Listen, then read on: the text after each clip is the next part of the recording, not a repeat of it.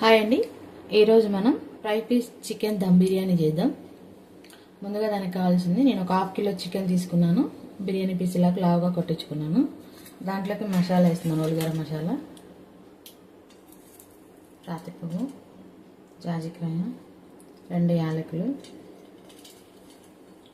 3 లవంగాలు, జాపత్రి, ఒక 2 బిర్యానీ ఆకులు వేసుకున్నాను. 1 స్పూన్ సాల్ట్ వేస్తున్నాను. కర్రీకి సరిపడా వేసేసుకోండి.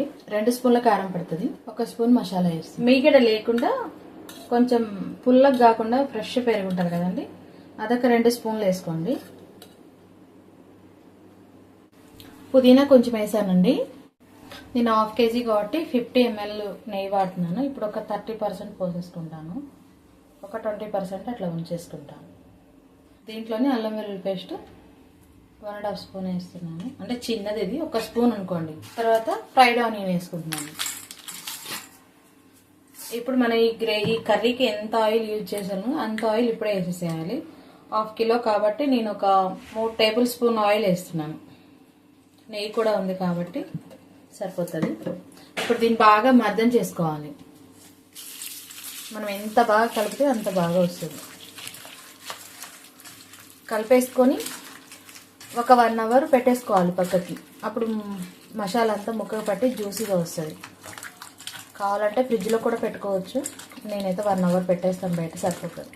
నేను మ్యాగ్నేట్ చేసి పెట్టుకున్న చికెన్ని ఒక కళాయిలో వేసేసి ఒక 75% వరకు కుక్ చేయాలండి. ఇందులోనే మనం మంచిగా ఫ్రై చేసుకోవాలి. మీడియం ఫ్లేమ్ పెట్టి మంచిగా మంచిగా ఫ్రై అయ్యేదాకా ఫ్రై చేసుకుంటున్నాను. ఈ స్టేజ్లో నేను కొంచెం కొత్తిమీర వేసుకొని ఇంకా దించి పక్కకు పెట్టేసుకుంటాను.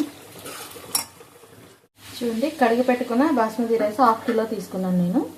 దానికి 6 గ్లాసులు వాటర్ పోసుకున్నాను. ఎందుకంటే మనం రైస్ దేవేస్తాం కాబట్టి 2 గ్లాసులు ఎక్స్ట్రా ఉండాలి. ఇప్పుడు కొంచెం పుదీనా వేస్తున్నాను. సాల్ట్ మనం వాటర్ టేస్ట్ చేస్తే సాల్టీగా ఉండాలి. 3 యాలకులు, 4 లవంగాలు, చిన్న జాజికాయ, రాతి పువ్వు, ఇది జాజి పువ్వు నా దగ్గర ముక్కలైంది, అది వేస్తున్నాను. దాల్చిన చెక్క, మరాఠీ ముక్క 2. ఈ స్టేజ్లోనే ఇప్పుడే కొంచెం కొత్తిమీర కూడా వేస్తున్నాను. ఒక 3 ఆకులు బిర్యానీ ఆకు వేస్తున్నాను. ఇప్పుడు దీన్ని ఒకసారి కలుపుకొని కొంచెం టేస్ట్ చేద్దాం. అల్లం వెల్లుల్లి పేస్ట్ కూడా కొంచెం జస్ట్ ఒక ½ స్పూను వేయండి. ఇందులో కొంచెం ఆయిల్ వేసుకోండి, ఏదైనా పర్వాలేదు. 1 స్పూన్ వేసుకుంటే సరిపోతుంది. ఎందుకంటే రైస్ పొడపొడలాడడం కోసమని వేసుకుంటున్నాను. సో దీన్ని బాగా కలుపుకొని వాటర్ టేస్ట్ చేయండి. సాల్టీగా ఉంటే మనకి ఇంకా రైస్ పర్ఫెక్ట్ సరిపోద్దని అర్థం. లేదు అంటే కొంచెం చూసి మళ్ళీ వేసుకోండి. ఇది కలిపి పెట్టుకొని ఒక 1 అవర్ పక్కగా పెట్టుకుంటే రైస్ మంచిగా వస్తుంది. పొడపొడలాడుకుంటూ పొడవు వస్తుంది రైస్. దీన్ని పక్కన పెట్టుకుందాం. నానబెట్టుకున్న రైస్ ఉన్నాయి కదా, అవి స్టవ్ మీద పెట్టేసాను, ఉడికించుకుంటున్నాను. ఇందులో అయితే బిర్యానీ చేయాలనుకుంటున్నామో ఆ పాటలోకి ఇప్పుడు మనం ఫ్రై చేసి పెట్టుకున్నాం కదా 70%, ఈ చికెన్ ఇందులోకి వేసేసుకుందాం.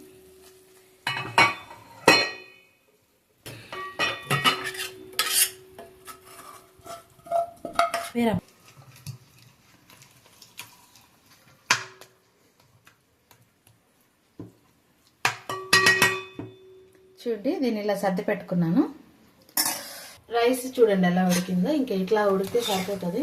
ఇట్లా మనం పొయ్యి మీద ఉంచేసుకుని వేసేసుకోవాలి. ఇంకా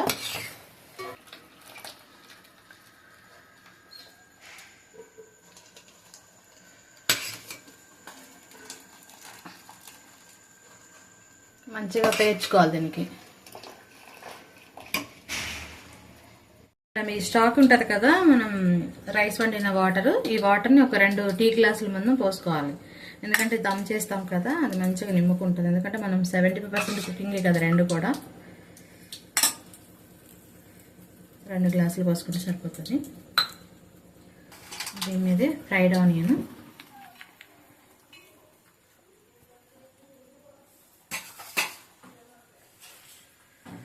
కొత్తిమీర, పుదీనా లేదు కొత్తిమీర,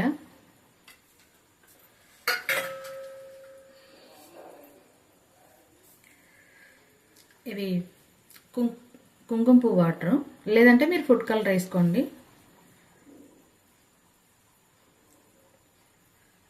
2 లేవన్నా కూడా అంత ఏం అవసరం లేదు. కొంచెం గరం మసాలా పైన స్ప్రింకిల్ చేయండి.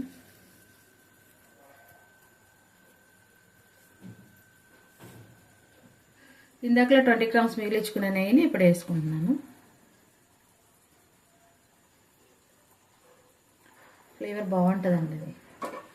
ఈ గరం మసాలా అనేది కూడా చాలా ఇంపార్టెంట్, అంటే బిర్యానీ మసాలా అది. దాన్ని ఇట్లా పైన స్ప్రింకిల్ చేస్తే చాలా బాగుంటుంది. ఇప్పుడు మనం ఇంకా ఒక ప్లేట్ వేసేసుకొని దమ్ చేసుకోవాలి. నేను 75% కుక్ చేశాను చికెన్ని, అందుకే నేను ఫ్రై పీస్ బిర్యానీ అని చెప్తున్నాను. మామూలుగా పచ్చి మ్యాగ్నేట్ చేసి పచ్చిది పెట్టుకుంటూ దమ్ చేస్తారు, దాని టైమింగ్స్ వేరే ఉంటాయి. అది ఇంకొకసారి చేస్తాను నేను. ఇప్పుడైతే నేను ఫ్రై చేసి చేస్తున్నాను కాబట్టి ఈ టైమింగ్స్ ఫాలో అవ్వండి. ఇప్పుడు మామూలుగా పచ్చిదైతే చుట్టూ ఇట్లా గాలి పోకుండా మనం పిండి కానీ ఏదైనా ఇట్లా కవర్ చేయాలి. దీనికి అవసరం లేదు, జస్ట్ బరువు ఒకటి పెట్టుకుంటే సరిపోద్ది. చూడండి, మనం చపాతీ కాల్చుకునే పేనం ఉంటుంది కదా, దాన్ని మనం ఒక 5 minutes ఫ్రీ హీట్ చేసుకోవాలి. నేను ఆల్రెడీ చేసుకున్నాను. చేసుకొని దీన్ని పెట్టేసుకుంటాను. దాని మీద డైరెక్ట్ పెడితే మాడిపోద్దండి, దమ్ అవ్వదు మంచిగా. ఇట్లా పెట్టేసేసుకొని హై ఫ్లేమ్లో 5 minutes ఉంచుకోవాలి. ఆ తర్వాత మళ్ళీ సిమ్లో 10 minutes ఉంచుకోవాలి. ఇప్పుడు మనం బరువు పెట్టుకుందాం దీని మీద, ఆవిరెట్టుకోకుండా.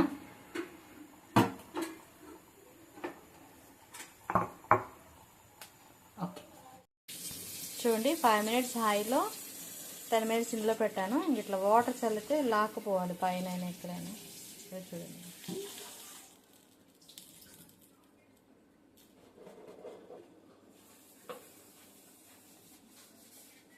ఇక్కడ ఫైనలీ డన్. నేను స్టవ్ ఆఫ్ చేస్తున్నాను. స్టవ్ ఆఫ్ చేసిన తర్వాత ఒక 5 minutes మూత తీయకుండా అలా వదిలేయాలి. 5 to 10 minutes వదిలేసి అప్పుడు సర్వ్ చేసుకోవాలి.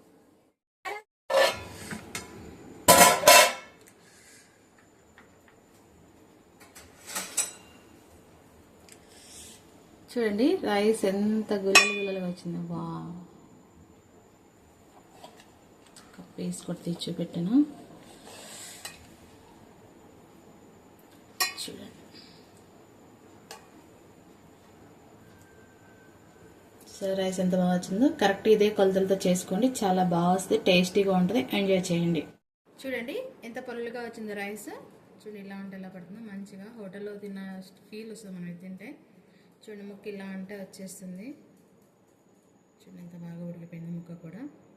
మంచిగా ఆనియన్ పెట్టుకొని మిర్చి మసాలా కలుపుకొని తింటే చాలా బాగుంటుంది. లెమన్ కూడా యాడ్ చేసుకోండి. ఫుడ్ ఎంజాయ్ చేయండి మంచిగా.